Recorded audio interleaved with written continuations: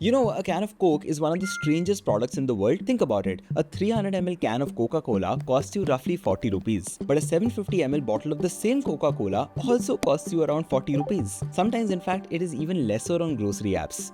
So the bottle basically gives you 2.5 times more Coke for the exact same price. And it's not just that. The bottle is not just cheaper, it is also more practical. You can close it, you can keep it in the fridge, you can share it with someone, you can drink half now and half later and all of that stuff. But a can does not let you do any of that. Once you open it, you almost always have to finish it in one go. But still, cans are more expensive and still we keep buying them. But why is that the case? The obvious answer sounds very simple. Aluminium costs more than plastic, cans cool faster because metal transfers heat a little better, they are compact, light, easy to carry, etc. Now all of that is true. But here is the thing, these benefits basically only explain why cans exist. They don't really explain why you and I are willing to pay double the price per ml for exactly the same drink. Because think about it, if this was just about the material or the cooling speed, the price gap would have been relatively smaller.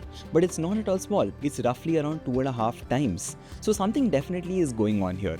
Turns out, beverage companies have not just created a different pack, they have also created an entirely different buying situation. And they do this through three things that most of us never even think about. And that's what I want to talk about in today's video. My name is Anurag Bansal and let's decode. Now let's start with the first one, which is how the pack itself changes the way you think about what you are buying. See, the liquid inside a can of Coke and a bottle of Coke is basically the same. It's literally the same formula. But in real life, you see them very differently. I'll explain. See, think about when you buy a bottle. You usually buy it at a kirana store or a supermarket or a quick commerce app, right? You then take it home, you probably pour it into a glass, you share it with family or friends over lunch or dinner, and then you close the cap and you put the rest back in the fridge.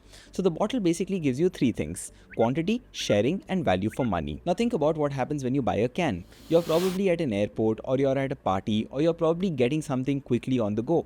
You basically open the can, you drink it, and you throw it away. A can is basically not made for stocking up or sharing. It is made for one cold drink right now. One person, one moment, and that's all. It's done.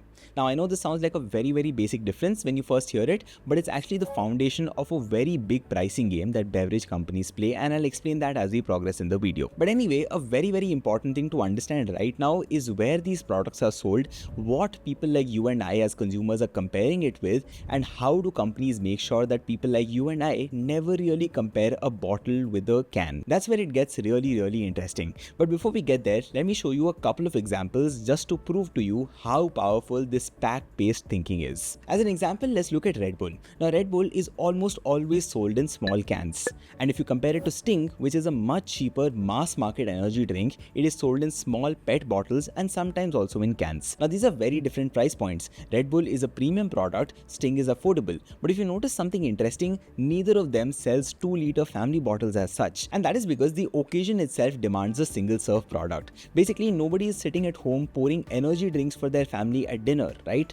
Energy drink as a concept is a one person, one movement product. People mostly have it before a workout or during a long drive or while pulling off an all-nighter. And both brands, Red Bull and Sting, despite being at very different prices, understand this logic very strongly. Let's also take another example, packaged juice. See, a 1-liter carton of Be Natural juice costs around 75 rupees online, but a small 180 ml pack of the same juice costs roughly around 20 rupees. Now if you do quick math, the small pack is roughly 1.5 times as expensive per ml. But people anyway buy it because in that moment you're not just buying juice, you're buying something small, sealed, and easy enough for a child or somebody to carry in a bag. Basically, if you think about it, the pack size changes what you feel you are paying for.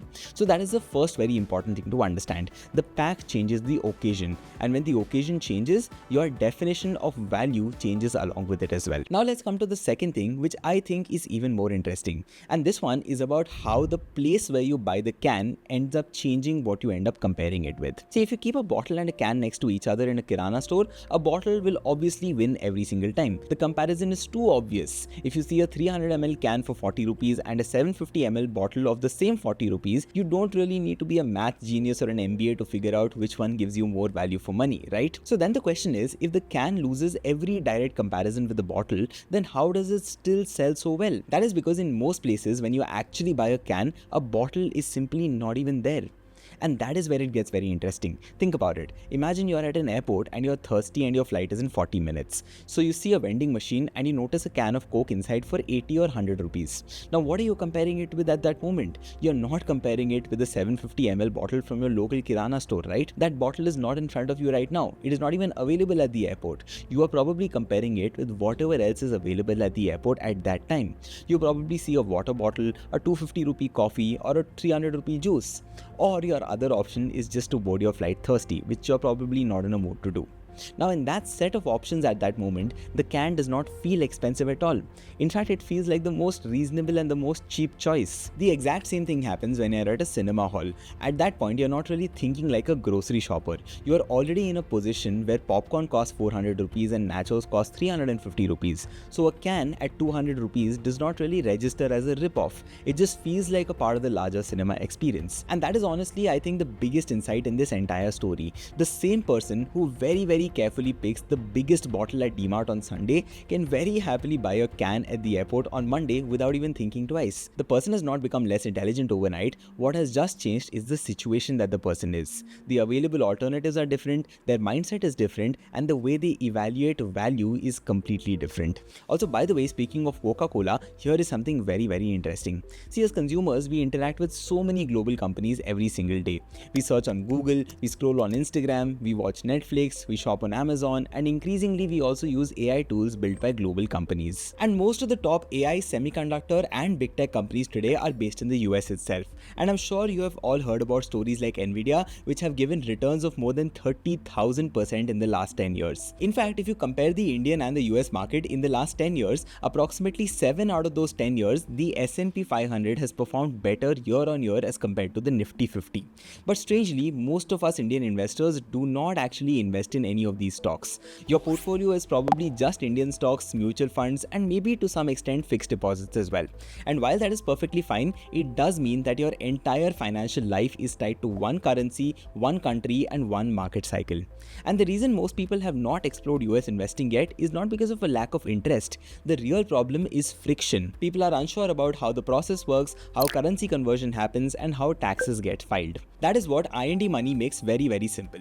You can invest in US stocks and ETFs directly from India. And if one share of a company feels too expensive, for example, a stock that costs say $200 per share, you do not need to put in that full amount of money. IND Money lets you do fractional investing, which basically means that you can invest a smaller amount, even just as small as 100 rupees, and still own a part of the stock. And as the full share grows, your fraction also grows at the exact same rate. You can also set up SIPs in US stocks starting at just 500 rupees. So instead of trying to figure out the right time to invest every single time, you can just build exposure gradually over time. That way you can invest in a disciplined manner and earn returns.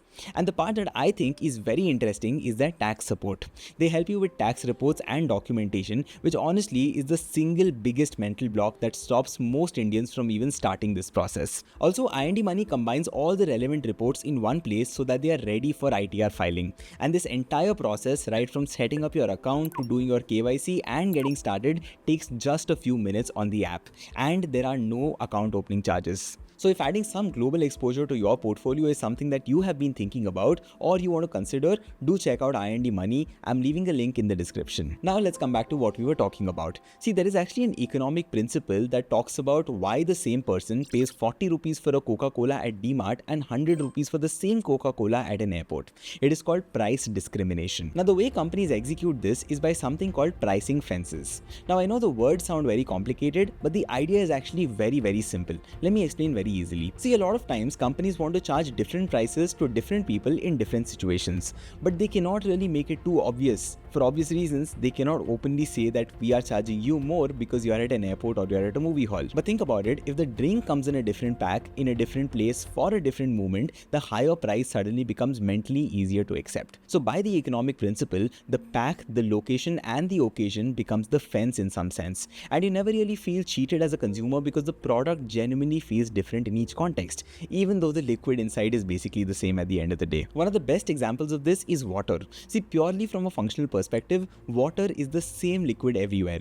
It hydrates us and does a few other things to keep the body healthy.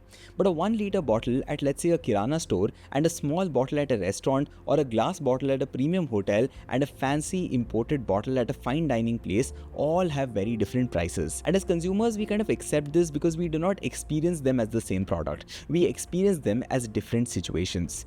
And that brings me to the third point, which I personally think is one of the most interesting ones here. It is about how beverage companies purposely design this entire ecosystem so that no packaging ever competes with another one. I'll explain. See, the fact that bottles show up more commonly in kirana stores and grocery shops, and cans show up more commonly in airports and other places like that, is not at all by chance. It is a very, very deliberate strategy by these brands. Let's understand this by coming back to our example of Coca-Cola. Now, if you think about this carefully, Coca-Cola just does not sell Coke. They sell a Coke in a 200 ml glass bottle for certain restaurants, in 250 to 300 ml cans for vending machines and public places, in 750 ml PET bottles to take home, and in 1 and 2 liter bottles for family consumptions and gatherings. Now, if you notice this carefully, each one of this is designed for a very specific occasion, and it is sold through a very specific distribution channel, and it is also priced for a very specific comparison in the consumer's mind. And the most important part is this: they are distributed in a way that makes sure that they almost never sit next to each other and never get compared. For example, you will almost never find a 750 ml bottle at an airport. You will also probably never find a 200 ml glass bottle at a DMart, and you will probably never ever find a 2.25 liter bottle at a cinema hall, etc.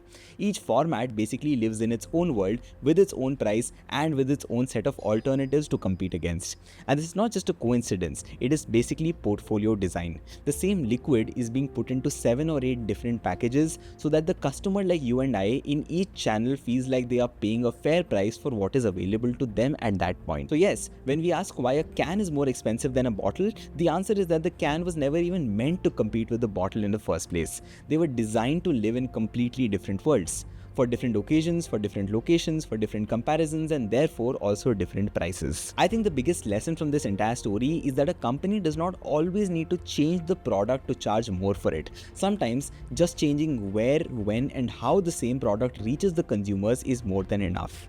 That's all from my side in today's video. I hope you learned something new and valuable from this. If you did, please do hit the like button and also consider subscribing to my channel for more, because it keeps me motivated to make more such breakdown videos for you. Thank you for watching. I'll see you in the next one. Bye bye.